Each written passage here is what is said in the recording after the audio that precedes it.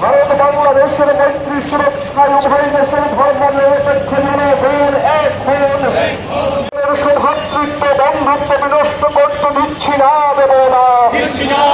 ইনকিলাব জিন্দাবাদ, ইনকিলাব জিন্দাবাদ। বাম প্রান্ত দিচ্ছে ডাক, বাম প্রান্ত দিচ্ছে ডাক। বাম প্রান্তের ডাকে আত্মহত্যা নিশ্চিত করতে হবে।